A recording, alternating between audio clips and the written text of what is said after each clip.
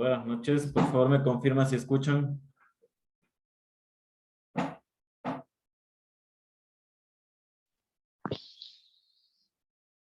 Buenas noches. Buenas noches, licenciado. ¿Qué se le escucha? Buenas noches, Lice. Ya.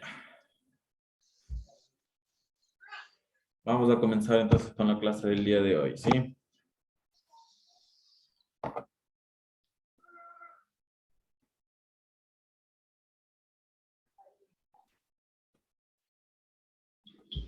Vamos a hablar del sistema nervioso central. En la anterior clase habíamos hablado, o sea, lo habíamos mencionado, pero ahorita lo vamos a profundizar un poquito más, ¿sí? No nos olvidemos, estamos estudiando la morfofisiología. Perdón un ratito. Ya, estamos hablando de la morfofisiología, que es la materia que estudia la forma y la función del organismo, ¿no?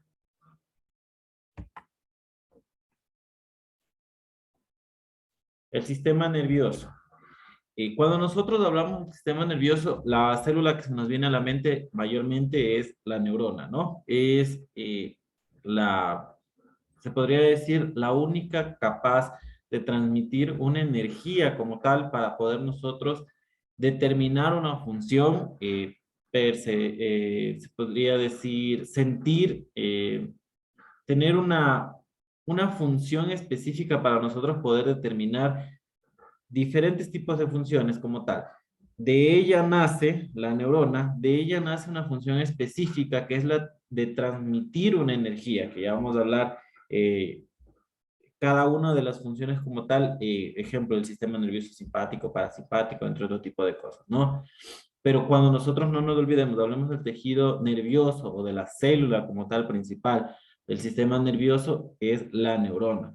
Cuando nosotros vamos a conocer tal vez algunas enfermedades en nuestro trabajo o en nuestra vida profesional, y si ya están trabajando, como les digo, les felicito, y si no lo han visto, pues en algún momento lo van a conocer. Cuando nosotros tenemos pacientes con fiebre, pacientes con alguna crisis convulsivas, ¿por qué creen que es tan importante tal vez determinar o pausar que exista o llegue al punto de convulsión? A ver, el joven Dixon, no sé cómo se pronuncia, perdonará. Dixon Quiroz.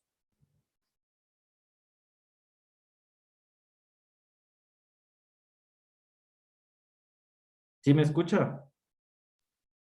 Sí, sí la escucho, pero un poco como entrecortado. Ya, a ver, ¿por qué cree usted que cuando existe una fiebre no queremos que llegue una convulsión? ¿Por qué cuando existe una convulsión queremos detenerla lo más pronto posible? ¿Por qué cree usted? ¿O qué ha escuchado? No he escuchado mucho, pero no sé si, creo que si se pasa ya de la fiebre llegará a convulsionar y creo que dañaría tejidos por dentro, ¿no? Ya. Netamente ahorita que estamos hablando, ¿qué tejido cree que se afecte? En el cerebro puede ser más porque es confusión. Muy bien, ya, ya, Jackson, gracias. Recordemos, cuando nosotros tenemos eh, un accionar de la fiebre, un ejemplo, es una respuesta como tal de nuestro organismo, ¿no? Ya les había explicado el por qué. Nuestro organismo sabe que ciertas bacterias, ciertos microorganismos no resisten ciertas temperaturas y lo que hace el organismo es reaccionar, o sea, tiene una respuesta ante eso y es aumentar la temperatura. Pero ¿qué puede llegar a pasar si la temperatura sobrepasa 40 grados? Es lo que más común cuando llevamos un niño, alguien que sea madre, no me va a dejar mentir. Tenemos que evitar que llegue a una convulsión. ¿Por qué? Porque la convulsión puede llegar, y es lo que más pasa en realidad, a causar muerte en las neuronas, ¿sí? Cada que hay una convulsión, mueren miles de neuronas. Entonces, lo que nosotros tratamos de evitar es que llegue por eso y llegue a una convulsión o a una crisis epiléptica, lo que sea. Porque des en cuenta que cuando un paciente, ejemplo, está en una crisis convulsiva, sus movimientos son tan tónicos, clónicos, que aparte se pueden lastimar, se pueden, ejemplo, asfixiar por su misma saliva. Existe la contracción muscular que puede llegar a que si la lengua estaba por ahí, los músculos maxilares se cierran con tan fuerza que pueden llegar a triturar o a romper o a cortar la lengua. Pero más allá de eso, el accionar rápido va a evitar que ese paciente tenga un daño cerebral. Como lo dijo Jigson, existe una parte del sistema nervioso que conlleva el tejido nervioso como tal, que se encuentra en el cerebro, que va a salir afectado. Y principalmente estamos hablando de las células neuronales, o sea, de las neuronas. Cuando nosotros tenemos esa sintomatología, esa respuesta, tenemos que tratar de que se suspenda lo más pronto posible para evitar ese daño como tal. Entonces nosotros ya tenemos en mente de que cuando nosotros vemos un niño, por lo general todo niño menor de 8 años tenemos que actuar de manera inmediata para que no suba la temperatura de 39,5. ¿Cuál es nuestro accionar? Mantenerlo a temperatura ambiente. Ustedes han visto en películas, novelas, series, lo que sea, que cuando una persona tiene temperatura alta, ¿qué hacen?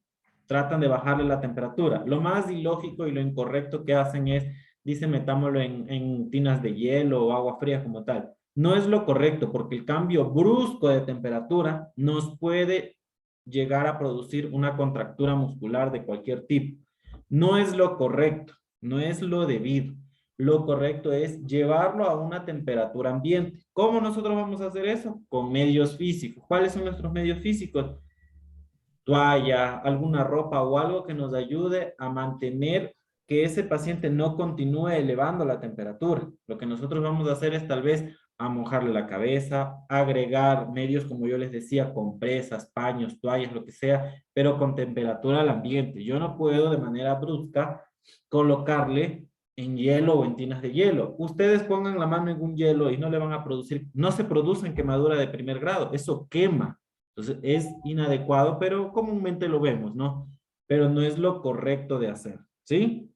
Puede producirles quemaduras de cualquier tipo, como le digo, la principal es la quemadura de primer grado, porque si nosotros topamos eso por la parte neuronal, nosotros reaccionamos y nos retiramos, ¿sí? Pero hay personas que son obligadas o como hemos visto en películas y toda la situación, no es el accionar adecuado, ¿no? Entonces nosotros ya sabemos el por qué tenemos que llevar. Si pacientes toman medicamento, un ejemplo, cuando nosotros conozcamos la administración de ciertos medicamentos, tenemos el ácido valproico. Si ustedes en algún momento van a trabajar con un paciente que se le está administrando ácido valproico y el ácido valproico, que es un anticonvulsivante, viene en una recubierta entérica, ustedes en farmacología van a ver esto. Saben que ese medicamento que tiene recubierta entérica no pueden fraccionar, no pueden triturar el medicamento para administrarlo. Tiene que ser administrado tal y como está la presentación. ¿Por qué? Porque si yo trituro el medicamento, le estoy quitando la efectividad a esa pastilla, a esa tableta o a ese comprimido. Entonces yo lo que debo de hacer es, si el paciente por cualquier motivo no puede tragar el medicamento, ya sea porque está dormido y está con sonda, ya sea porque el paciente está con dificultad para tragar en algún tipo de circunstancia y hay que triturarle, lo ideal es cambiar la presentación de ese medicamento. ¿Cuál es otra presentación? Si ya no tengo pastilla, vendría a ser un jarabe. O buscar un medicamento con una alternativa similar su función, su posología o su actividad como tal en nuestro organismo. Entonces, ¿por qué hago hincapié en eso? Porque la mayoría, cuando ustedes trabajen o vean, si no están administrando el medicamento y vean a otra persona administrando, con tal de administrarle, lo trituran y lo administran. ¿Qué pasa? No va a cumplir una efectividad correcta. Si no cumple una efectividad correcta el medicamento y yo lo administro, lo que voy a hacer es que ese paciente corre riesgo de convulsión. Y ya sabemos que las convulsiones, las crisis epilépticas producen daño neuronal. Y ustedes han de haber escuchado tal vez en los colegios, en las escuelas, que el tejido nervioso es muy complicado de repararse. Ustedes han visto pacientes que hace 30 años tuvieron un derrame, a pesar de terapia, a pesar de medicamento, no se recuperan, o si se recuperan es muy leve o parcialmente. Entonces nosotros lo que tenemos que hacer es farmacoterapia correcta, evitar que llegue a convulsiones, evitar que llegue a crisis convulsivas. Si ya tenemos pacientes con fiebre, tratar de asumir una actividad. No necesariamente necesito que el médico me diga administre medios físicos si yo ya sé que hay un paciente con hipertermia, ¿no? Si yo ya sé que un paciente está con fiebre, yo puedo administrar deliberadamente de manera correcta con mis conocimientos científicos, medios físicos. Yo ya lo he escuchado como en los cuidados de los pacientes, ustedes lo van a ver, pero lo tengo que hacer para evitar una complicación posterior a los pacientes, ¿sí? Yo ya sé que puede causar, ya sé que puedo dañar, yo ya sé que ese sistema nervioso no se recupera fácilmente, así que tengo que actuar de manera inmediata, ¿sí? Habiendo hecho esta pequeña introducción del por qué es tan importante hablar del sistema nervioso, vamos a ver de cómo está estructurado y para qué nos ayuda el sistema nervioso. Las funciones más importantes del sistema nervioso, perdón un ratito. Ya. Las funciones más importantes del sistema nervioso es recibir, analizar, generar, transmitir y almacenar información. Cuando nosotros estamos hablando de que si existe un daño en el sistema nervioso, ustedes han visto enfermedades degenerativas como el Alzheimer. A diferencia de una demencia, que se nos olvidan cosas, pero no vamos avanzando en degeneración agregada. Y el Alzheimer empieza en una etapa y va avanzando. Ustedes ven un Alzheimer de una etapa 1, de una etapa 3, de una etapa 4, que inicia solamente con ¿qué? Con una leve desactualización de información, comienza a perder cierta información en su cerebro, porque existe el deterioro del sistema nervioso principal, el cerebro, ¿no? Existe un deterioro como tal de esa parte cognitiva, que a diferencia de la demencia, que solo es olvidarnos de cosas, olvidarnos de información importante, pequeña, sin importancia, el Alzheimer es una enfermedad degenerativa que va afectando inicialmente eso, luego que va perdiendo ciertas funciones específicas como la motricidad. Entonces, nosotros al ver que el tejido nervioso es tan importante, si ya iniciamos con una sintomatología como la pérdida de información, de conocimiento, el olvidarnos de información importante, porque no quiere decir, ejemplo, yo llegué y me olvidé dónde dejé la llave, dónde dejé el teléfono, esas son informaciones irrelevantes, pero yo olvidarme cuál es mi nombre, dónde vivo, dónde trabajo, en qué año estoy, cuál es el presidente que está actualmente ahorita. Esas son informaciones importantes que si yo ya veo que se comienza a perder esa información, a no tener retención de ese tipo de información, quiere decir que algo está pasando, ¿no? Puede que inicie, como les digo, una demencia o puede avanzar y puede ser sintomatología de otra enfermedad degenerativa, porque hay un sinnúmero de enfermedades degenerativas. Y como ustedes ven y han escuchado, el Alzheimer tiene tratamiento ¿para qué? Para tratar de detener cierta sintomatología, pero es casi imposible detenerla. Y no hay reversa ante eso. Es uno de los sistemas, si no es el más complejo, de recuperar. Porque ustedes ven ejemplo, hay un daño de un vaso, lo cauterizan, lo adhieren, lo conectan y hacen un sinnúmero de cosas y recuperan incluso circulación hacia un lado. Pero cuando hay un daño del tejido nervioso, cuando hay un daño neuronal o cerebral o de la médula espinal, es irreversible.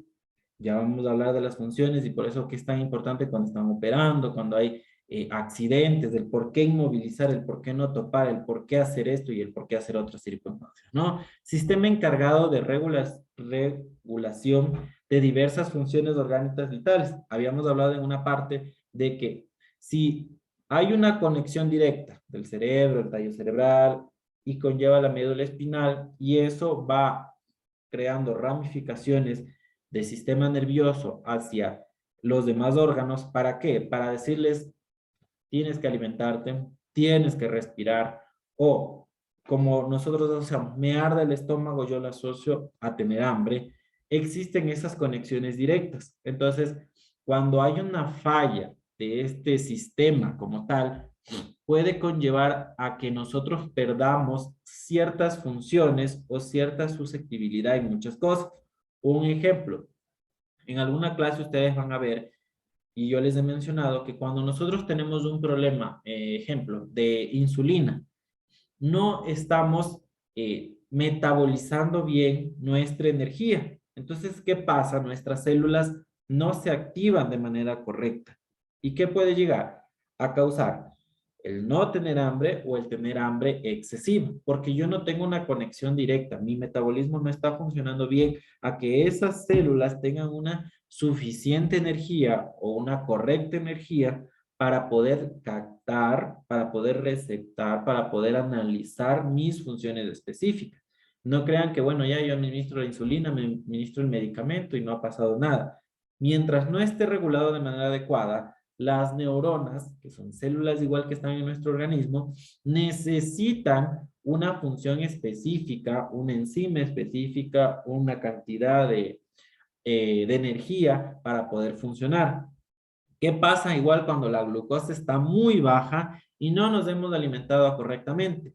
Nuestro sistema nervioso no está funcionando, la neurona no tiene esa energía suficiente para producir esa unión y esa corriente de energía una con la otra, que se denomina sinapsis, la unión de una con la otra, y por ende nuestro organismo no va a actuar. Quiere decir que tranquilamente ese paciente se va a desmayar, que ese paciente puede dejar de mandar ciertos mensajes específicos y ese cerebro se va a inactivar. Es por eso que cuando ustedes en algún momento vayan a trabajar o estén trabajando, ven una glicemia de menor de 70, que es un valor mínimo del rango, hay que actuar de manera inmediata. Porque si no saben decir vulgarmente, ese cerebro se va a tostar. Porque no tiene la energía suficiente en la neurona para conectarse una con la otra y decir, actuemos, funcionemos, respiremos. ¿Sí? Entonces es tan importante y como ustedes ven, una cosa va llevando a lo otro y no es solamente porque, ay, sí, es que dicen que tenemos que tomar el signo vital, tenemos que tomarle la glicemia, invéntate, ya ha de estar bien. Es tan importante porque démonos cuenta el por qué y el a dónde puede llegar, ¿sí? No es la toma de signos vitales, el control de una glicemia, no es algo tan sencillito decir, bueno, lo voy a controlar, y si no vi bien, no tomé bien, medio vi o alguien me dictó y no estoy consciente de cuál fue el número, no lo escuché bien, puede llevar esta sintomatología como tal, este riesgo vital como vemos. Otro de los ejemplos que les había mencionado al inicio, la temperatura. Si yo no estoy de manera correcta tomando una temperatura, si yo no estoy haciendo mi trabajo de manera honesta, entonces yo sé que yo puedo llegar a causarle un daño a ese paciente. Y nuevamente les repito, el daño nervioso, el daño neuronal, el tejido nervioso es súper complicado de repararse. No puedo decir que nadie se reponga, nadie se repare, ni nunca ha existido. Hay posibilidades, hay cantidades mínimas, pero el riesgo como tal es más alto que la posibilidad de recuperarse, ¿sí? Atrás tenemos una neurona como tal, ¿sí? Composición del tejido nervioso, principalmente de las neuronas, ¿sí? Función específica que ella tiene que es una existibilidad, conductividad que existe ¿para qué? Para yo sentir y conducir eso que yo estoy recibiendo. Es tan sensible que yo lo que hago es sentir y transmitir algo, enviar algo, ¿sí? Las neuronas son encargadas de recibir estímulos del medio, transmitir impulsos como tal, ¿sí? Que ya vamos a hablar de los espacios en dónde, nomás, y cómo se sienten. ¿Qué es un impulso nervioso? Transmiten señales eléctricas producidas por interacciones químicas. Nuevamente, regresando a lo de hace rato que hablamos. Una actividad específica es metabolizar, absorber y todo lo que necesitamos a través de la alimentación. Cuando no hay una alimentación adecuada, ¿qué es lo que nosotros vemos? Un ejemplo en los actos cívicos. El niño, joven, adulto, adolescente, lo que sea, no desayunó, su glicemia está tan baja, ¿qué es lo que más vemos? Que se desmaya, ¿sí? ¿Por qué? Porque su sistema nervioso, por más fuerte que sea, no tiene esa respuesta química, esa interacción química que le ayuda a decir, toma, te estoy mandando energía para que actúes. No tiene de dónde, no ha absorbido lo suficiente energía para poder funcionar. Entonces el organismo hace una función de inhabilitar ciertas funciones para poder reservar cierta energía. Entonces lo que hace es como apagarte por un momento para poder reservar energía, porque necesita energía para respirar y que ese corazón lata. Si no, se va a morir, ¿sí? Tenemos la sinapsis que yo les decía. Es la unión o transmisión, ¿no? Entre una neurona y la otra. Ese es el resumen de eso. ¿Sí? ¿A través de qué? De un sinnúmero de componentes que tiene. ¿Sí? Las dendritas con la colita como tal de la neurona se conecta de esta manera como ustedes ven. ¿Sí? Y a eso se le denomina sinapsis, la unión de una neurona con la otra. El sistema nervioso central está conformado por el cerebro, la médula espinal y toda la ramificación que le lleva extra, ¿sí? Ese es el periférico. El central, específicamente, estamos hablando ahorita del cerebro y de la parte medular, ¿sí? Cuando nosotros vemos que el cerebro es un tejido tan importante y tan sensible, tan débil, se podría decir, que a veces hasta un golpe nos puede conllevar a una muerte específica. Ejemplo, nosotros podemos hacer que en una parte, en un accidente, ya, cuando a ustedes han escuchado tal vez el movimiento del látigo, cuando hay un movimiento brusco que regresa, existe la desconexión de la base como tal, ¿sí? Que es la parte de aquí. Si ustedes realizan un corte aquí, el paciente va a morir. ¿Por qué? Porque de aquí se desprende esa función autónoma del cerebro como tal para mandar una actividad, una orden de que ese corazón lata, de que esos pulmones respiren. Entonces, cuando nosotros tenemos un accidente de tránsito, y que lo hemos mencionado en anteriores ocasiones, ¿qué es lo primero que nosotros hacemos? Inmovilizar cuello, ¿sí? Tratar de inmovilizar y hacer que esos movimientos sean en bloque a partir del cuello para abajo. Primero es inmovilizar el cuello, porque ¿qué pasa si nosotros, digamos, una vértebra tras otra, que están cubriendo como tal esto? ¿Qué pasa si yo lo que hago es, digamos, que un hueso del golpe se haya astillado, se haya movido un poquito?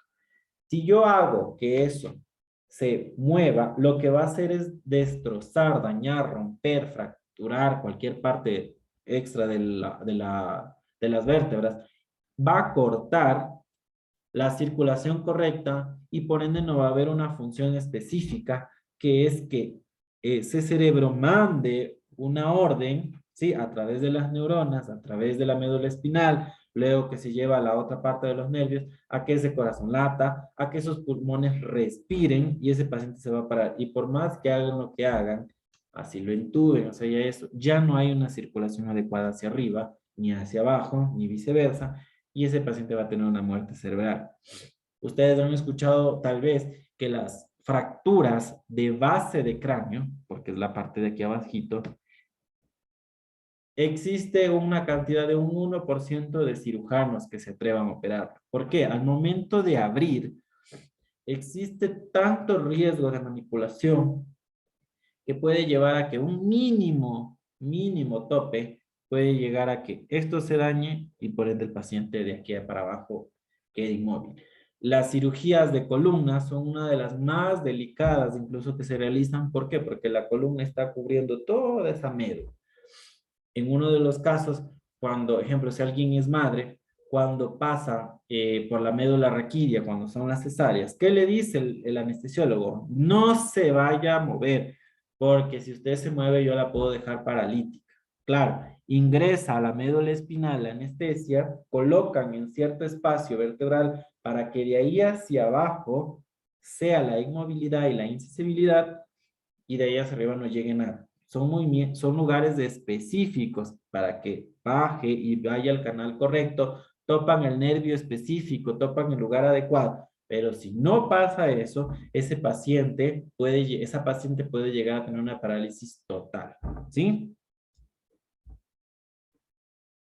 Tenemos el sistema nervioso central, que lo hablamos hace un momento, y el sistema nervioso periférico. Está compuesto por ¿qué? Nervios, todas las ramificaciones de los nervios que una vez que está la médula ahí, salen de ahí, ¿sí? Entonces, el central es como que, bueno, yo voy a ordenar eso, a través de la médula va, y la ramificación nerviosa va a decir a dónde quiero que vaya y qué tiene que hacer, ¿sí? Cuando nosotros hablamos del sistema de los sentidos, están tan conectados a nuestro sistema nervioso y por ende lo relacionamos y lo agregamos a los estudios como tal, siempre juntos. ¿Por qué? Porque nosotros, como su nombre lo dice, sentidos, es de sensibilidad, de captar, receptar algo. ¿Para qué? Para que nuestro cerebro, a través del sistema nervioso central y periférico, ¿qué hace? Ordenar, actuar, tal vez razonar, ¿sí? Y mandar órdenes para nosotros poder actuar. Si nosotros no tuviéramos la sensibilidad en la parte periférica, ¿qué pasa? Nosotros pusiéramos las manos en agua caliente, en agua fría, lo que les decía hace un momento, y no hiciéramos nada, solo estuviéramos ahí y nos generáramos quemaduras de un sinnúmero de situaciones, ¿sí? O daños como tal. ¿Qué pasa cuando ustedes van y topan algo que no es adecuado? Ejemplo, van a la playa y toparon algo que ya no es arena, ¿ustedes qué hacen? Retirar los pies. Esa sensibilidad es la que la neurona o la parte del nervio siente de manera inmediata y le envía. Pero ¿qué pasa cuando está dañado? Nosotros conocemos o hemos visto, o tal vez lo van a ver, a pacientes que han tenido derrames. Un derrame no quiere decir que, bueno, ya le faltó la circulación total hacia ese lado. Se pierde gran parte de la sensibilidad y por eso ustedes ven que sigue circulando, no está muerto como tal, el sistema circular sigue fluyendo líquido para allá, tenemos que hacer terapias, movimientos adecuados para evitar coagulación, que los movimientos continúen y la sangre tenga un correcto y adecuado circulación, entre otro tipo de cosas, ¿no? Pero ¿qué pasa cuando ustedes van y le topan? O esa paciente o ese paciente se golpea en esa zona donde tiene el derrame, ejemplo, en mi pared izquierda, vamos a suponer, ellos no sienten, porque su parte neurológica central ha perdido la conexión hacia al sistema nervioso periférico, por un sinnúmero de situaciones. Digamos, si le operaron del lado derecho, que ya vamos a hablar de las conexiones, va a perder cierta motricidad del lado izquierdo y viceversa. Digamos que el paciente tuvo un accidente de tránsito y justo le tocó parte de la médula espinal que era donde se conectaba todas las funciones motrices del ombligo hacia abajo. Se dañó esa parte de ahí, va a haber circulación de sangre, circulación de todos los componentes sanguíneos, pero ya no hay la sensibilidad, ya no existe la conexión del cerebro hacia allá donde le ordene a que funcione y haga algo, ¿sí? Ya no va a existir eso. Entonces, es por eso que cuando nosotros vemos la parte nerviosa, es como todo, ¿no? Pero es tan importante tratar de evitar que llegue una complicación por eso.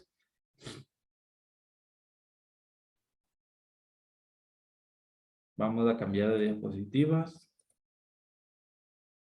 Ya. Ya habíamos hablado de esto, lo que les mencioné hace un momento, las partes de una neurona, qué es una sinapsis como tal. Sí, aquí vemos la conexión una con una otra.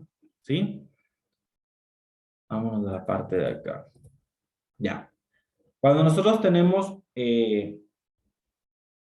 sensibilidades como tal y actividades, nosotros hablamos de las partes motoras, sensitivas y de integración. Cuando hablamos de motoras, es cuando responde mediante contracciones musculares o actuando sobre glándulas. Un ejemplo, cuando nosotros tenemos, digamos, quiero caminar, ¿qué hace el sistema nervioso? Manda un impulso nervioso, no solo, no quiere decir que va a mandar al brazo, manda al músculo que está recubierto de una malla como tal, ¿sí? Es como que ustedes pongan espaguetis encima del músculo. Es una capa de músculo, perdón, de nervios que empieza a impulsar, a dar actividad eléctrica para que eso actúe. Sí, es de la misma manera, es como cuando ustedes, si ven que hay algo que les va a afectar, ustedes lo que hacen es retirarse, ¿sí? Son un sinnúmero de situaciones que el organismo responde hacia la parte muscular para que actúe. La parte sensitiva es cuando hablamos de estímulos, ¿sí? Ejemplo, yo lo que les vengo hablando hace un momento, algo caliente palpo, algo frío, yo lo que hago es sentir, ¿sí? Y lo que hago es retirar. Eso estamos hablando del externo. ¿Qué pasa cuando es algo interno? Un ejemplo, si yo tengo un dolor de estómago, ¿qué es lo típico que nosotros hacemos? Una colocación o posición fetal, ¿sí? Porque creemos que eso nos va a aliviar la parte sensitiva. Nosotros comenzamos a sentir y comenzamos a levemente oprimir, ¿sí?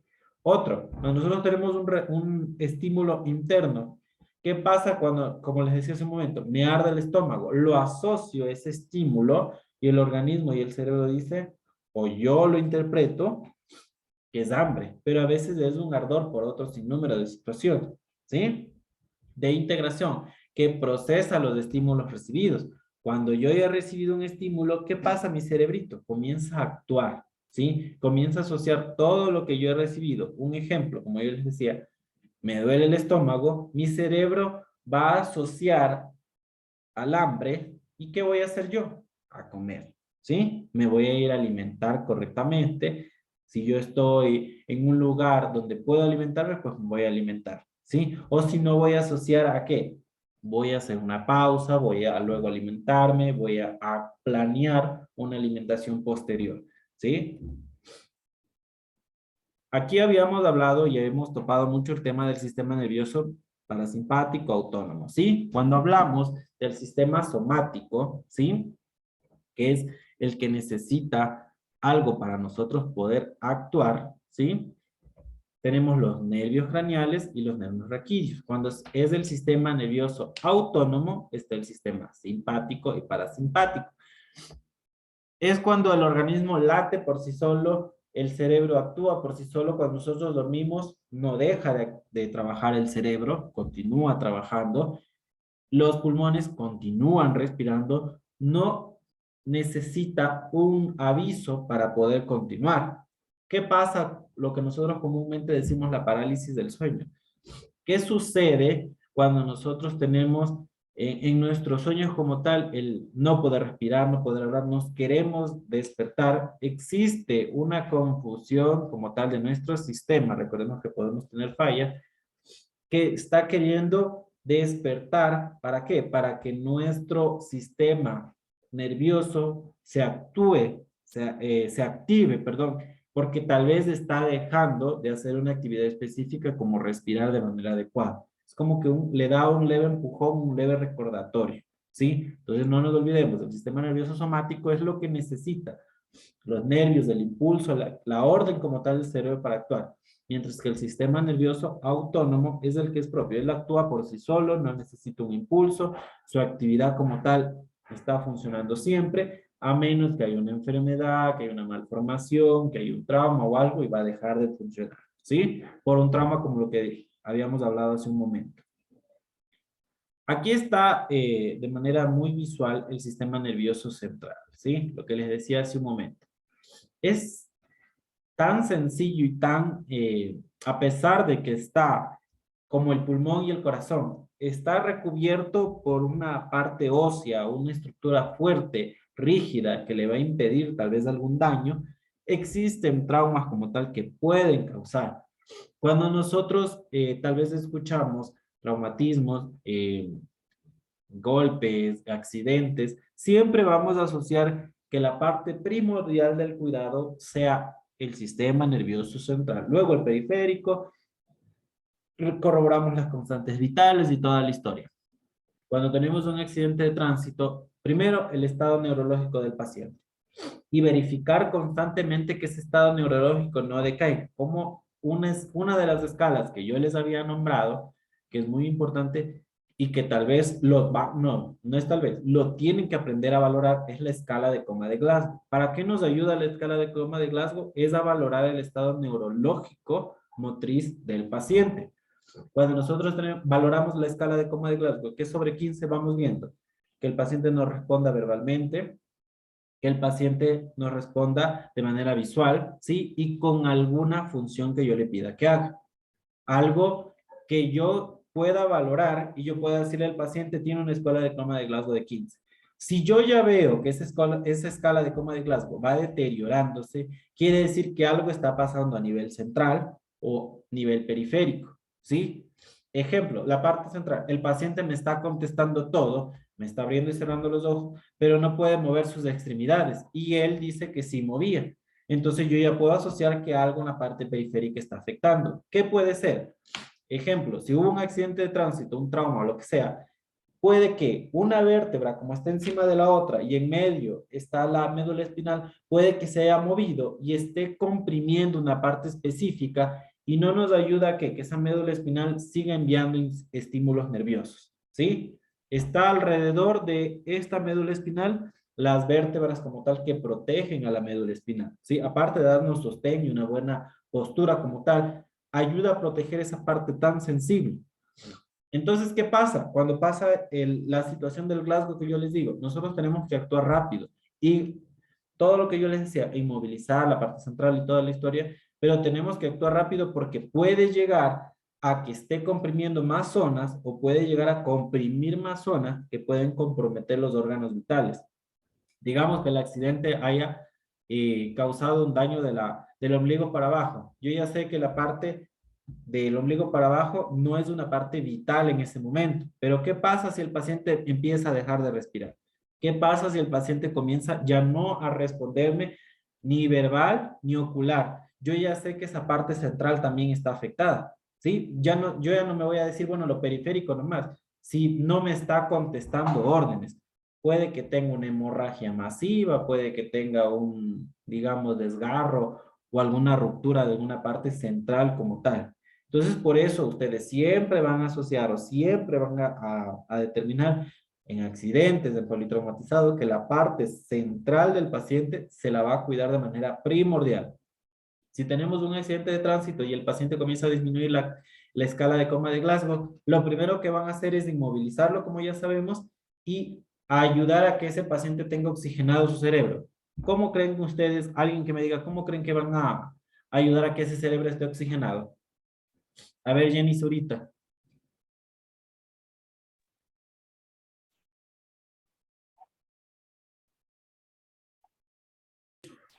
Ya te doy la palabra, Gabriel. Buenas noches. Buenas noches. Por ejemplo, si el cerebro no está oxigenando, es porque hay un problema, ¿no? Ya, pero ¿cómo cree usted, volviendo a preguntar, cómo usted cree si estamos viendo que el deterioro de Glasgow se está dando, ¿no? Que el paciente ya no está respondiendo, está disminuyendo su capacidad neurológica. ¿Cómo usted cree que una de las mejores opciones para oxigenar bien ese paciente? Yo les mencioné en las clases anteriores. ¿Cómo usted cree que hacen para oxigenar bien ese paciente?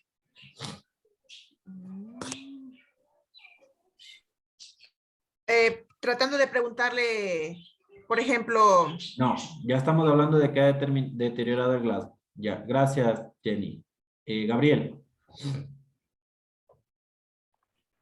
Yo en sí, licenciado, buenas noches. Yo lo que era, estaba con la compañera, era preguntar, era conversar con el paciente, dialogar, era. No. Karina. Lizy, muy buenas noches. Oxígeno, Muy 5 bien. ml. Muy bien, no necesariamente la cantidad, pero oxígeno, gracias Karina. Una de las partes más importantes, acordémonos que ese paciente está deteriorando su capacidad neurológica. Quiere decir que ya necesita una ayuda para respirar. Como dice Karina, le vamos a administrar oxígeno. ¿Cómo le vamos a administrar oxígeno? De diferentes maneras. Yo no les puedo decir, no les puedo preguntar según la escala de coma de Glasgow de 8 qué necesitaría porque yo ya sé eso, pero ustedes están empezando a conocer. Dependiendo del deterioro de Glasgow va a ser el aporte o la intervención como tal del oxígeno. Ejemplo, si el paciente todavía está con un deterioro de Glasgow de 12, 13, yo ya sé que va a necesitar oxígeno en diferente tipo de presentación. Pero si el paciente disminuye y el deterioro de Glasgow llega a 10, 9, 8, 7, el paciente va a necesitar entubarlo. Lo voy a entubar. Voy a entubar y voy a oxigenar bien ese cerebrito y el resto tipo de organismo. Una de las actividades más importantes cuando sucede este tipo de circunstancias es la oxigenación. Ustedes van a ver que tienen pacientes con una hipertensión, algún accidente cerebrovascular que todavía no se ha determinado el causa, motivo específico como tal, o alguna otra circunstancia en la parte de las convulsiones, a esos pacientes siempre se les indica oxígeno en leve cantidad, así esté saturando 99.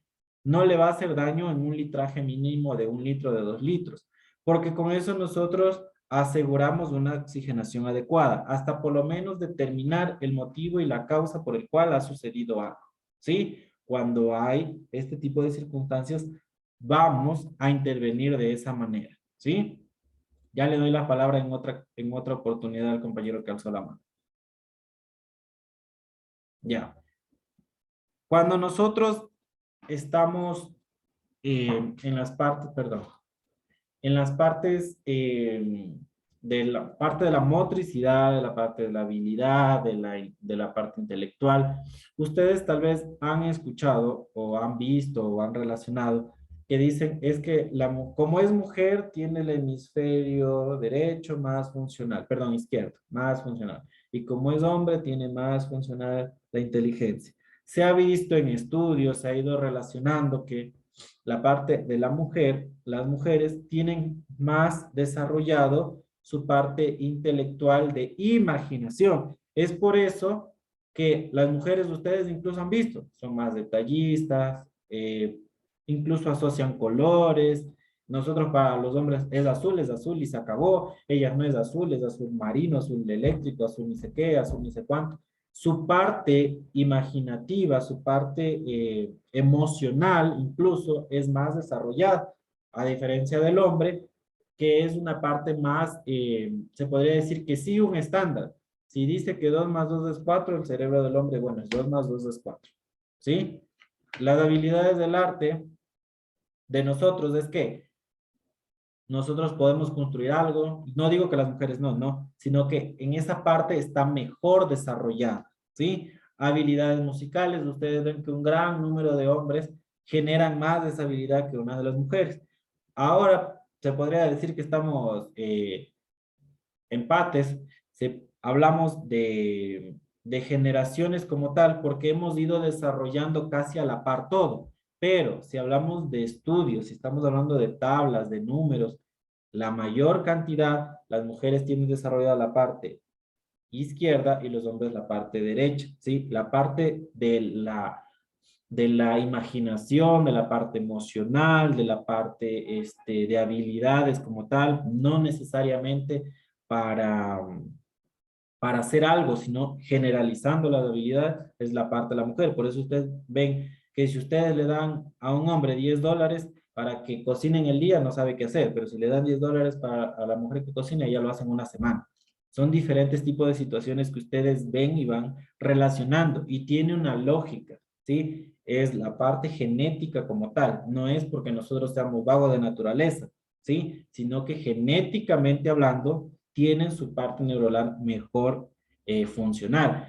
Y una de las partes que nosotros vemos aquí es muy importante porque ustedes van a ir a ver si el paciente, ejemplo, tiene una craniotomía, que la craniotomía es la apertura como tal del cráneo para diferentes tipos de situaciones, ya sea para sacar un coágulo, para sacar un tumor, para corregir alguna hemorragia o algo, va afectando ciertos lugares específicos. Ejemplo, si el paciente está operado del lado izquierdo, le va a perjudicar mucho al lenguaje, a diferencia que si está operado del lado derecho, le va a dificultar más su parte manual, o sea, algo que tiene que hacer con su parte motriz, ¿sí? La parte motriz como tal, su parte motriz, ¿sí? Ustedes van a ver y van a ir relacionando, porque no es lo mismo el paciente que tiene una hemiparesia izquierda que el paciente que tiene una hemiparesia derecha.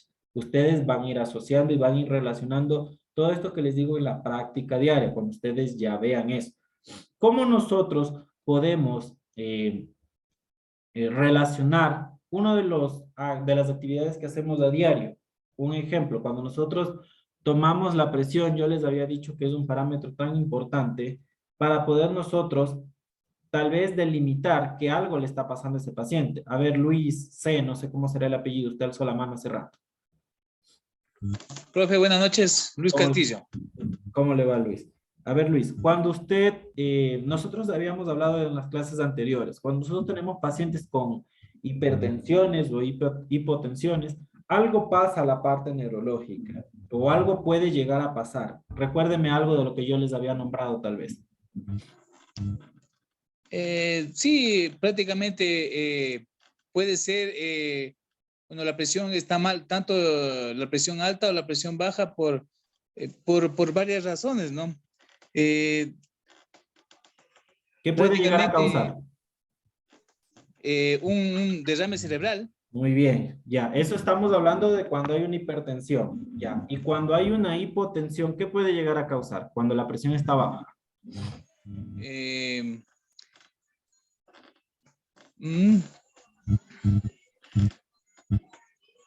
Puede llegar hinchazón de las piernas.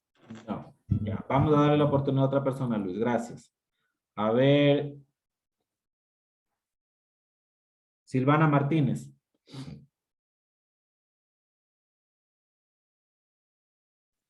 Buenas noches, licenciado. ¿Cómo le va, Silvana? A ver, ¿qué ¿me podría podría explicar? pasar o qué tiene en mente de cuando el cerebro le falta circulación, le falta, está con una hipotensión? ¿Qué puede pasar? ¿Me puedes desmayar? Ya, pero ¿por qué cree que de eso? ¿Falta el oxígeno, tal vez? Ya, otra situación de las que les nombré hace un momento, tal vez, ¿se acuerdan? No. Ya, listo, pero sí está bien, la falta de oxigenación por la falta de circulación. A ver, Jessica Coca. Buenas noches, licenciado. Cuando la presión está baja, puede haber daños tanto en el cerebro, el corazón, puede haber desmayos, debilidad. Ya, pero necesito el por qué. ¿Por qué cree usted, Jessica, que usted me nombró el cerebro? ¿Por qué cree que puede haber un daño en ese cerebro? Exactamente algo específico que me nombre, algo de tantos motivos por el cual. Hace un momento les nombré. Falta de oxígeno. Ya Por la lo falta de nombró, oxígeno. ya lo nombró la compañera hace rato. ¿Otro más? La mala circulación. A ver, ya. Vamos a retomar lo que ya les dije hace un momento. Acuérdense, cuando no tenemos una circulación adecuada y nos hace falta la energía necesaria, ¿sí? Nuestro organismo no está recibiendo la actividad eléctrica suficiente para actuar. Sí, puede faltar la circulación que nombraron, falta como tal una adecuada irrigación sanguínea. Si la presión está baja, no va a llegarme el oxígeno suficiente, como lo dijo Silvana, ¿sí? Pero algo más agregado, necesito yo azúcar, porque normalmente, ¿qué dicen?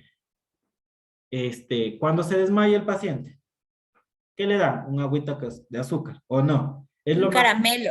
Exacto, algo dulce, porque nosotros necesitamos energía para actuar, y fue lo que hace un momento les hablé. Podemos relacionar, si la presión está alta, perdón un ratito, necesito silenciarla porque comienzan a hacer ruido. Por favor, silencien los micrófonos. Gracias. Como dijo Luis hace un momento, si yo tengo una hipertensión, o sea, una presión alta, perdón, lo que puede llegar a ver es una hemorragia. Llega un coágulo y toda la historia como tal, ¿no? Se produce una craneotomía para extraer ese coágulo. Pero es una solución temporal, parcial o lo que sea. Digamos que no hay un cuidado adecuado de un manejo de una crisis hipertensiva. Pero ¿qué pasa cuando los pacientes tienen una hipotensión? Un ejemplo, a ustedes les dicen, vaya, tome la presión. Yo no escuché, no le tomé, le dije al estudiante que le tome, me confié, no corroboré, y existe una presión baja. No hice nada, no actué, no reporté. Ese cerebro va a dejar de irrigarse.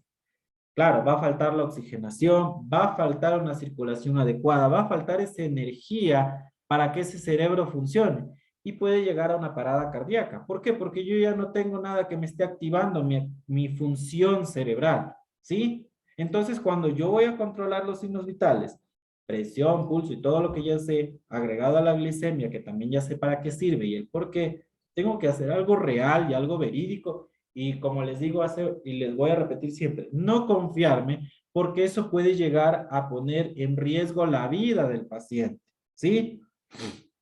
Ahora, ¿qué pasa de todo lo que hemos nombrado hace un momento? ¿Qué pasa cuando hay un daño, cuando ya existe el daño? El riesgo, perdón, la recuperación de ese paciente, de ese tejido nervioso, no se va a recuperar fácilmente. No se va a dar, va a ser muy parcial, va a ser leve en cantidades pocas y puede llegar a que ese paciente termine, ¿sí? Con alguna dificultad de por vida. Un ejemplo, cuando tenemos a los pacientes de craniotomías, solo por abrir, extraer el coágulo sin topar tejido nervioso, el mismo hecho de abrir, exponer, dañar parcialmente una de las capas del cerebro, impide que haya la circulación adecuada para sus funciones motrices. Y lo que les hablaba hace un momento. Entonces, yo no puedo, tal vez en el control de signos vitales, yo no puedo asumir algo que no lo he realizado o que no lo he corroborado porque yo ya sé toda la historia que lleva por detrás el daño, la recuperación, la complejidad, ¿sí? Entonces, mi control de signos vitales, ¿qué es lo que más voy a hacer? No se olviden de esto. Siempre vamos a relacionar todo con enfermería, porque ustedes van a ser tecnólogos, si no me equivoco. Ustedes van a ser tecnólogos de enfermería, o auxiliares de enfermería, o personal de enfermería, quien sea del personal de enfermería, y tenemos que irnos relacionado a eso, porque de nada a mí me sirve decirle a Karina Saldarriaga, deme de memoria el encéfalo, el cerebelo, todas sus funciones específicas, pero ¿cómo yo le puedo decir ya y cómo va a controlar? ¿Ustedes van a aprender a leer una tomografía? No, ¿verdad? Entonces es más complejo irnos a solo la parte científica y no irme relacionando lo científico con lo que yo voy a administrar, yo lo voy a hacer en el diario vivir, ¿sí? Entonces por eso yo les decía, ustedes tienen que aprender, no les puedo decir que se vayan a aprender ahorita, lean, conozcan de qué se trata la escala de coma de Glasgow y el por qué existe esa escala, ¿sí? Para que ustedes vean y relacionen, porque créanme que eso lo van a hacer en el día a día. El control de signos vitales lo van a hacer en el día a día, ¿sí? ¿Por qué lo estamos haciendo? ¿Por qué nosotros relacionamos todo? Ya sabemos del por qué existe eso. No se olviden que cuando existen pacientes politraumatizados, es tan importante cuidar el sistema nervioso central por eso, ¿sí? Porque de nada me sirve decir, bueno, está bien una presión, pero y la parte del sistema nervioso central tal vez existe esa contractura, ese deslizamiento, ese riesgo de atravesar la médula espinal y no me va a servir de nada mis cuidados de enfermería, que yo estoy tomándole los signos, yo estoy poniéndole oxígeno, pero y la inmovilización como tal, hasta por lo menos yo estar seguro de que el traumatismo no estuvo, en el traumatismo no estuvo expuesto el sistema nervioso central, ¿sí? Cuando yo tengo pacientes que ya han tenido daño del sistema nervioso central, casi todo paciente, si no es el 90% de los pacientes, van a necesitar algún tipo de rehabilitación, ya sea física, verbal, psicológica, todo. Cualquiera puede llegarse a asociar a eso, porque la parte, recordemos, la parte central y nerviosa va a estar afectada y es la que nos va a ayudar a nosotros funcionar, a actuar, ¿sí? Entonces, voy a preguntarle a alguien específico para ver si quedó claro. A ver... Jorge Reynoso. Y luego Diana Ceballos. A ver, Jorge Reynoso. Entonces, vamos a recordarnos. Cuando nosotros hacemos el control de signos vitales, ¿por qué es tan importante la glicemia?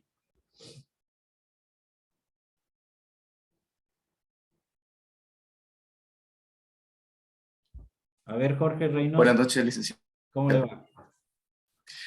Bueno, es importante porque a través de eso se puede ver la escala que tiene la persona, o sea, en este caso, el nivel de azúcar. Ya, muy bien. Entonces se va asociando, entonces se va viendo si es que la presión está alta o está baja. A ver, la glicemia, no nos olvidemos, estamos hablando de la glicemia nomás. Ah, ya. Ya, de la glicemia, ¿ya? Ok. Ya, ¿y qué puede conllevar que una glicemia esté baja? Acordémonos. Es porque está falta de azúcar. O sea, el nivel de azúcar en sangre, entonces está descompensado. Ya, Entonces ¿y el qué lleva paciente eso? presenta debilidad. ¿Lleva qué? Debilidad. Ya. ¿Qué Ajá, más? debilidad, y entonces el paciente puede desmayarse totalmente. Ya, quiere decir que le hace falta sus actividades específicas, ¿no? Porque no tiene Exacto. con qué realizarlas. Ya. Exacto. Ahora, se me olvidó el nombre de la otra compañera, Ceballos, creo que era el apellido. A ver, Diana Ceballos.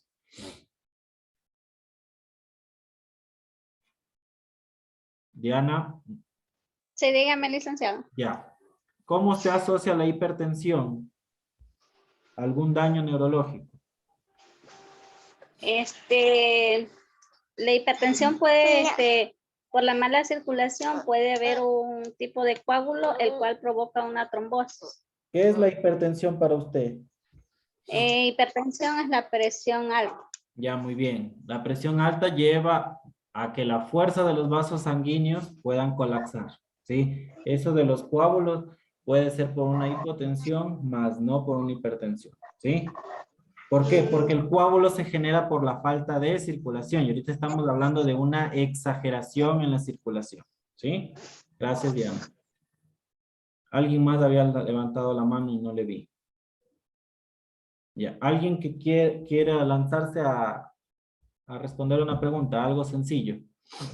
¿Algún voluntario o voluntaria? Nadie, si no yo elijo.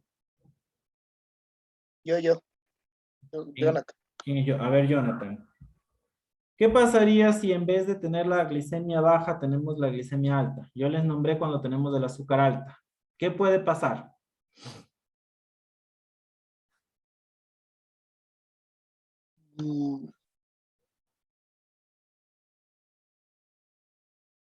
Tal vez puede haber una irrigación cerebral.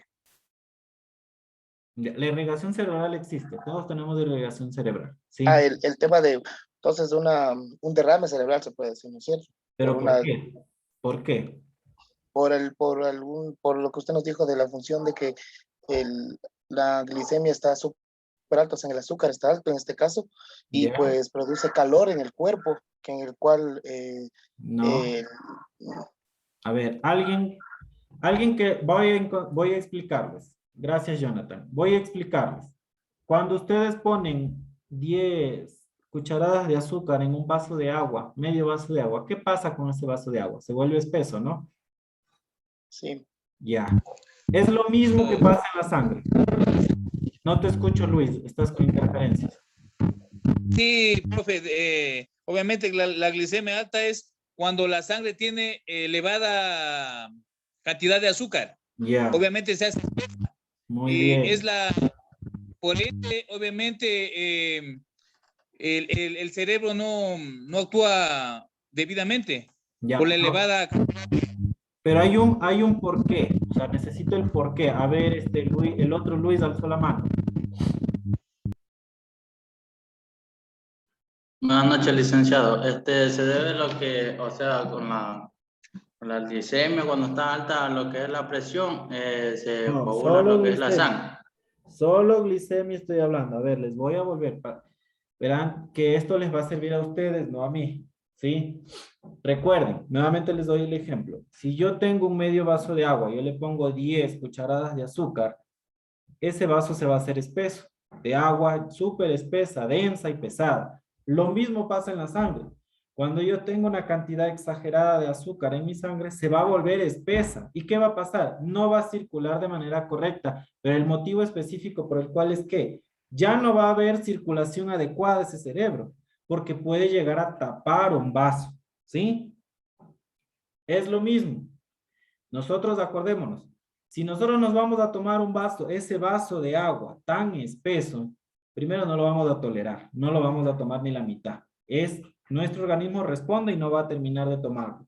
Entonces, de la misma manera, nuestro organismo, en la parte cerebral, ¿qué va a hacer? Va a actuar a llegar al punto de cortar la circulación adecuada para que eso espeso no llegue, ¿sí? Entonces, lo mismo pasa. Entonces, por eso, cuando nosotros vamos a hacer el control de signos vitales, y el control de glicemia, tomamos la glicemia, no sale, repetimos, no sale, repetimos, o a veces está tan baja que el glucómetro no la lee, o está tan alta que el glucómetro no lo lee, y de ahí se manda a hacer a laboratorios, ¿sí? Ya sea el laboratorio de la propia institución, externo, lo que sea. Pero se tiene que corroborar porque yo tengo que actuar. Por eso, cuando ustedes ven una crisis diabética o un paciente que llega con una glicemia súper alta, tenemos que de manera inmediata bajarle ese azúcar en la sangre, ya sea con soluciones neutras, cristalinas, que no tengan grupo de los sacáridos, o las insulinas como tal, ¿sí?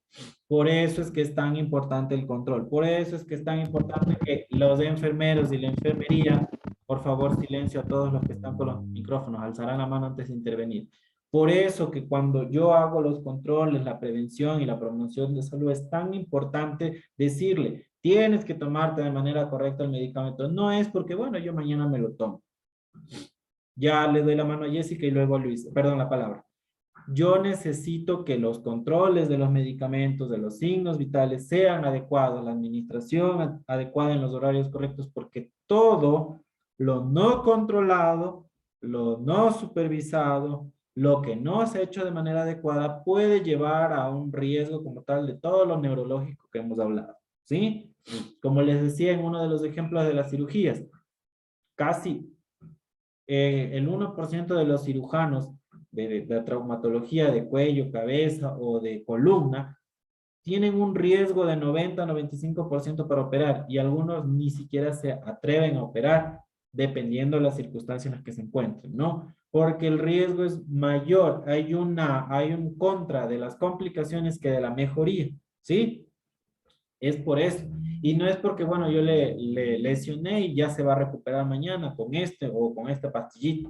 El riesgo, perdón, el daño neurológico, el daño nervioso es casi imposible de recuperar, ¿sí? Por eso que ustedes han visto que a pesar de que avanza la tecnología y todo, el paciente parapléjico se queda parapléjico, el paciente hemipléjico se queda hemipléjico, el paciente con Alzheimer, como les digo, hay medicamentos para detener cierta sintomatología, pero no es un retroceso como tal para que ese cerebro, ese sistema nervioso regrese a sus funciones específicas. Entonces, toda la capacidad de enfermería, todo el actor de enfermería con los conocimientos que ya sabemos, hemos conocido y van a conocer y van a saber, por favor aplíquenlo, no se olviden de eso. Jessica Coca. Una pregunta, licenciado. El coma diabético se da tanto en la glicemia alta como baja, ¿verdad? Sí.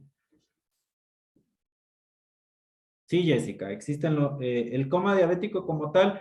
La diabetes es un desorden en la glicemia como tal, ¿sí? No es necesariamente alta o baja, cualquiera de los dos puede darse, ¿sí? Más se relaciona con la alta porque es lo que más en realidad nosotros vemos, ¿sí? Luis, dígame. Muchas gracias. Ya, Jessica. Bueno, profe, tenía unas dos preguntas, ¿no? Dígame. La primera ya me ganó mi compañera. Mira, yo le estábamos hablando anteriormente de la falta de oxígeno al cerebro, ¿no? Mire, yo le quería decir algo, Licen. En caso de un accidente de tránsito, más que todo de moto, ¿cuál es la situación? Porque obviamente usted sabe que el motorizado tiene el casco, ¿no es cierto? Ya, pero usted sabe que el casco siempre va a presión al individuo. ¿Cómo puedo ejecutar para ayudarle a la persona?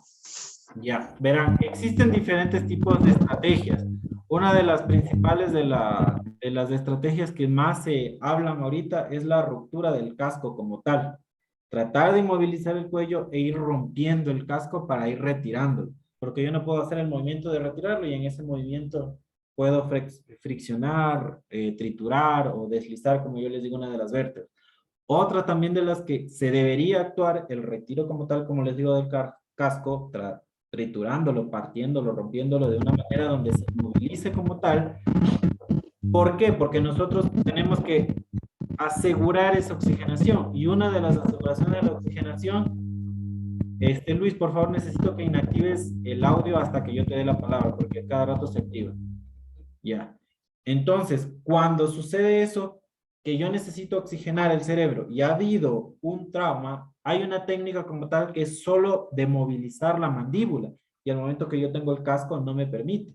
Entonces, una de las estrategias de los que más se ve es triturar, dañar y partir o de alguna manera como ustedes lo conozcan, es el casco tratando de inmovilizar el cuello. ¿Cómo lo inmovilizamos? Hay un sinnúmero de collarín. Uno de los más conocidos es el Filadelfia, que es más fino, es una esponja como tal, que le da rigor al cuello y que sí permite colocar. Claro que hay cascos que son enormes a diferencia de otros, pero sí permite el ingreso como tal. Pero lo primordial es retirar el casco de alguna manera que no permite el movimiento inadecuado. Fijando, como yo le digo, con el cuello Filadelfia o alguna otra estructura. Cuando encontramos un accidente de tránsito en la vía y no tenemos cuello Filadelfia, con gorras, con zapatos, con un pedazo de cartón, con algo tenemos que ingeniarnos para inmovilizar ese cuello. Y de ahí retirar, como yo les digo, siempre tratando de dañar el casco para no mover, ¿sí? Ya, Luis, no sé si querrás opinar o preguntar algo más.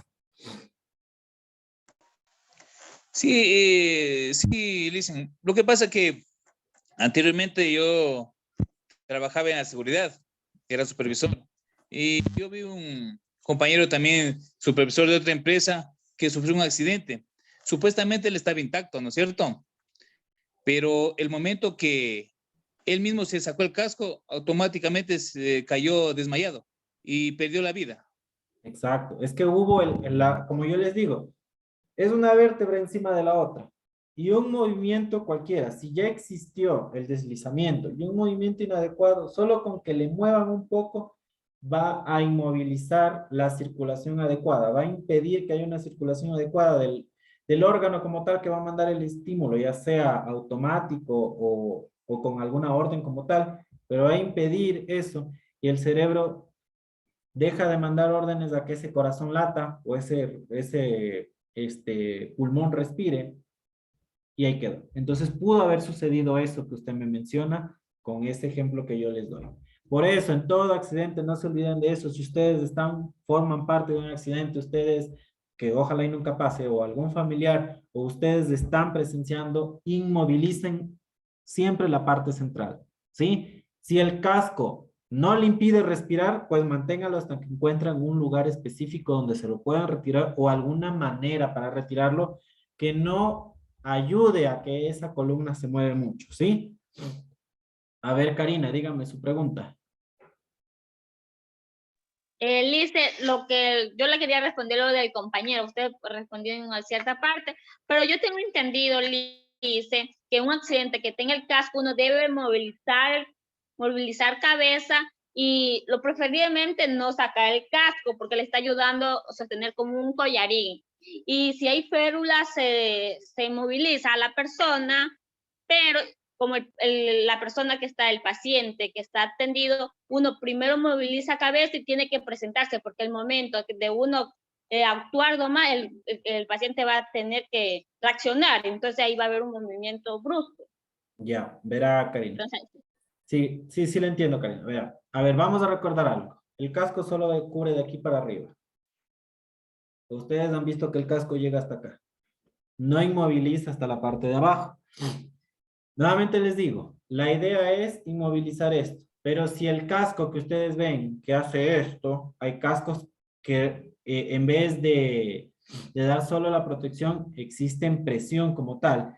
Y usted mismo lo dijo, puede ayudar, la palabra puede, así como puede ayudar, puede perjudicar. No lo sabemos. Si el paciente está consciente, podemos retirar, pero si el paciente está inconsciente, no me responde, no respira, ¿usted le va a dejar con el casco? Muy aparte del presentarme, yo soy tal, yo voy a ayudarle y toda la historia, que eso lo van a ver en primeros auxilios. Muy aparte de eso, si usted ve que el paciente no le responde, ¿le va a dejar el casco? Lice. No, solo respóndame. ¿Usted le dejaría el casco si no le responde? No, Lice. Ya, existen situaciones y situaciones. O sea, yo les doy un ejemplo como tal. Ustedes van a ver en primeros auxilios todo lo que usted me dice. El accidente tal le va a ayudar a esto si tiene esto. El accidente tal necesita usted hacer esto para esto. Es un ejemplo como tal. No se lo tomen tan a pecho. No vayan a ir algún día a trabajar y va a decir, no, es que a mí me dijeron que yo tengo que ser así y le voy a sacar el casco. Sí, y el paciente está consciente y a veces solo se sentó. Entonces, son diferentes tipos de situaciones, ¿no? Vamos relacionando lo que yo les digo de la complejidad o el daño que puede existir con una situación actual, ¿sí? Porque, ¿qué pasa si hay un accidente de tránsito y solo le golpearon la pierna y yo lo senté? Porque el licenciado Diego me dijo que le tengo que dañar el casco, voy y le rompo. Existen situaciones y situaciones, no nos olvidemos de eso, ¿sí? Listo, con Ariel terminamos las preguntas, dígame. Sí, profe. No pregunta, no, sino algo que pasó. Bueno, pasó con mi hermano hace un par de años, que sufrió un accidente de eso, de la parte craneal, de la parte del cerebro, para ser exacto. Que estando trabajando se le cayó un tablón en la cabeza Y, o sea, ahorita entiendo lo que usted me dice de manejar el Glasgow de sobre 15, o sea, de la conciencia y todo eso. Y fue bastante feo porque, o sea, esa vez no entendíamos, no sabíamos los riesgos tampoco que tenía esa operación. Y fue súper difícil más que todo porque eso pasó en el Oriente. Y como usted dice que para mantener un Glasgow correcto debe estar sobre 15, le hablo que mi hermano llegó a Quito con un Glasgow de 4 o 3, si no estoy mal. Y no estaba Y, entubado. perdón, No estaba entubado. sí estaba entubado, o sea, llegó entubado, pero del Oriente no le quisieron mandar porque decía la doctora que no se hacía cargo si al subir a la sierra se le subía la presión y no podía llegar a Quito. Por la presión Incluso vimos la opción de traerlo por helicóptero y todo, pero dijo que eso sí era bajo nuestra responsabilidad, que no aceptaba eso. Claro, es que usted al sacarlo de la institución y el helicóptero no pertenece a la institución, es como que usted estuviera pidiendo alta voluntaria. Ajá, y en cambio en Quito, bueno, ya encontramos todo eso del doctor que le iba a operar y nos supo manifestar que bien podía morirse, podía quedarse parapléjico, no podía hablar o literal podía quedarse vegetal. Y créanme que gracias a Dios pues salió bien de esa operación. Actualmente ya son 5 años y en esa operación le retiraron una parte del cráneo que al año o a los 2 años le volvieron nuevamente a colocar. ¿Ya? Sí, existe la traumoplastia para tapar el espacio como tal. Ajá, porque, o sea, fue súper feo porque quedó como un balón desinflado, literal, la cabeza. Y dijeron que, o sea, literal, se olvidó de las cosas, de nosotros, no podía hablar incluso. Pero con rehabilitación, créanme que sí se pudo. Muy bien. Me alegro mucho de la situación y qué bueno que entiendan. El punto de conocer todo esto es relacionar con, nuevamente les digo, con lo que ustedes conocen, con lo que van a conocer y si en algún momento tienen la dicha de trabajar en hospitales, ya sea básicos, generales o de especialidades, vayan relacionando a eso más complejo que se les va a llevar. No se olvidarán, por favor, de que todo lo que ustedes vean, todo lo que ustedes estén conociendo en las clases, todo lo que ustedes vean en la plataforma, estudien, pregunten. No se queden con lo poco o mucho que se le da en estas clases. Tienen mi contacto ahí. Cualquier cosa que tenga que ver con enfermería, con su formación, con el tiempo que yo tenga, no tengo ningún problema en contestarles. No le puedo decir si les voy a dar las próximas clases. Espero sí, porque yo trato de relacionar todas las clases con todo, para que vayan ustedes entendiendo, el por qué me dijo esto, el por qué me dijo tal cosa. Lo de las pastillas, cuando ustedes, si ya vieron farmacoterapia o lo van a ver, van a saber el por qué les estoy hablando de eso de triturar los medicamentos, ¿sí? Eso es todo, jóvenes. Si no tienen mi contacto, no sé si lo tendrán.